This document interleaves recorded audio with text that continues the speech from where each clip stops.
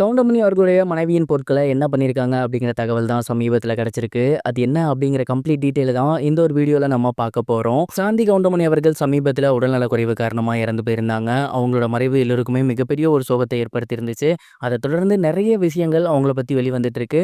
அந்த வகையில ஒருத்தர் இறந்ததுக்கப்புறம் அவங்களோட பொருட்கள் எல்லாத்தையுமே என்ன பண்ணுவாங்க, கொண்டுட்டு போயிட்டு ஆத்துல போட்டுருவாங்க, அப்படின்லாம் எரிச்சிருவாங்க. இது வந்து ஒரு வழக்கமாவே இருக்கு. பட் கவுண்டமணி சார் இந்த ஒரு விஷயத்த பண்ண விரும்பல. அவர் வந்து ரொம்பவே வித்தியாசமா இருக்கக்கூடிய ஒரு நபர். படங்கள்லேயே ஏகப்பட்ட முறை வந்துட்டு சயின்ஸை பற்றி பேசுங்க, சும்மா அந்த பழமைவாதியா இருக்காதீங்க அப்படிங்கிற மாதிரி பேசுவார். அப்படிப்பட்ட நபர் அவரோட ஒய்ஃப் இறந்ததுக்கப்புறம் அந்த பொருட்களை வந்துட்டு பழைய மாதிரி போய் எரிக்கவா சொல்லுவார்? வாய்ப்பே இல்லை இல்லையா? அவர் வந்து ரொம்பவே வித்தியாசமான முறையில் ஒரு புதுமையான விஷயத்தை தான் பண்ண சொல்லியிருக்காரு. அது என்ன அப்படின்னா, அந்த துணிகள் எல்லாத்தையுமே இல்லாதவங்களுக்கு போய் கொடுங்க.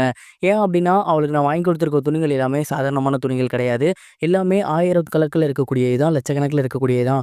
அதை போய் எரிக்கிறது முட்டாள்தனம். அதை இல்லாதவங்களுக்கு போய் கொடுத்தோம்னா அவங்க அதை போட்டுக்குவாங்க, இல்லை அதை எதுக்காவது யூஸ் பண்ணிப்பாங்க. கண்டிப்பாக அவங்க எல்லாருக்கும் நல்ல விஷயங்களாக தான் அது இருக்கும், பயன்படும். அதை தேவையில்லாமல் போய் விட்டுறேன், எரிக்கிறேன் அப்படின்னு மூடத்தனமாக எதுவும் பண்ணாதீங்க அப்படிங்கிற மாதிரி அவங்களோட பிள்ளைகள்கிட்ட சொல்லியிருக்காங்க. அவங்க ரொம்ப பர்சனலாக யூஸ் பண்ணியிருப்பாங்க இல்லையா, அந்த திங்ஸை மட்டும் வச்சுட்டு அதை தவிர அவங்க யூஸ் பண்ண பெட்டாக இருக்கட்டும், அவங்க போட்டிருந்த செப்பல், அவங்களோட துணிமணிகள் அப்படின்னு அது எல்லாத்தையுமே அவங்க விடுறதுக்கு பதிலாக அனாதை ஆசிரமம், முதியோர் இல்லம் இந்த மாதிரி இடங்களில் கொடுக்க போகிறாங்களாமா. அண்ட் இந்த ஒரு விஷயத்தை தான் பார்த்தீங்கன்னா கவுண்டமணி சார் பண்ண சொல்லியிருக்காரு. அண்ட் இதை பார்த்துட்டு வந்து பயங்கரமாக வந்துட்டு எல்லாருமே என்கரேஜ் பண்ணி வந்துட்டு இருக்காங்க. சும்மா படங்களில் மட்டும் கவுண்டமணி சார் வந்து இந்த மாதிரி பண்ணுங்க அப்படின்னு சொல்லலை. ரியல் லைஃப்லேயுமே அவர் இந்த மாதிரி தான் இருக்காரு. நிறைய பேர் இதே மாதிரி பண்ணாங்க அப்படின்னா இல்லாதவங்களுக்கு வந்து நல்ல ஒரு துணி கிடைக்கும். இன்னும் குறிப்பாக இந்த மாதிரியான ஸ்டார்ஸ்லாம் பண்ணாங்க அப்படின்னா ஒரு நல்ல குவாலிட்டியான துணிகள் நிறைய பேருக்கு கிடைக்கும் அப்படிங்கிற மாதிரி சொல்லியிருக்காங்க. உண்மையிலேயே கவுண்டமணி சார் வந்து கிரேட் அப்படின்னு தான் சொல்லணும். இந்த ஒரு சூழ்நிலையிலையுமே அவரோட மனைவியோட பொருட்களை தூக்கி எறியாமல் யாருக்காவது கொடுங்க அப்படின்னு சொல்றதெல்லாம் பெரிய மனசுன்னு தான் நான் நினைக்கிறேன். நீங்க என்ன நினைக்கிறீங்க? மறக்காம கமெண்ட் பாக்ஸ்ல ஷேர் பண்ணுங்க. இது ஒரு புறம் இருக்க, பிரபல ஆங்கரிங்கான மணிமேகலை அவர்களுக்கு சமீபத்தில் பிறந்தநாள் வந்திருக்கு. அண்ட் இந்த ஒரு பிறந்தநாளை இதுவரைக்கும் இல்லாத அளவில் ரொம்பவே கிராண்டா அவங்க செலிப்ரேட் பண்ணியிருக்காங்க.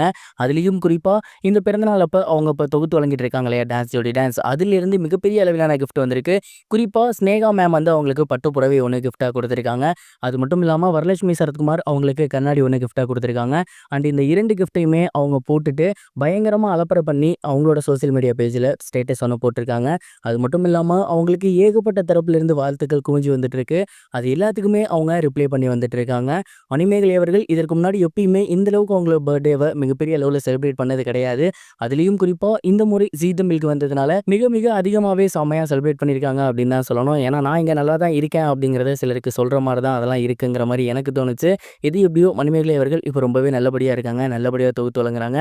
இதே மாதிரி இந்த சேனல்லையும் நல்லா போனால் ரொம்பவே நல்லா இருக்குங்கிறத தான் நான் நினைக்கிறேன். நீங்கள் என்ன நினைக்கிறீங்க? மறக்காமல் கமெண்ட் பாக்ஸில் ஷேர் பண்ணுங்கள்.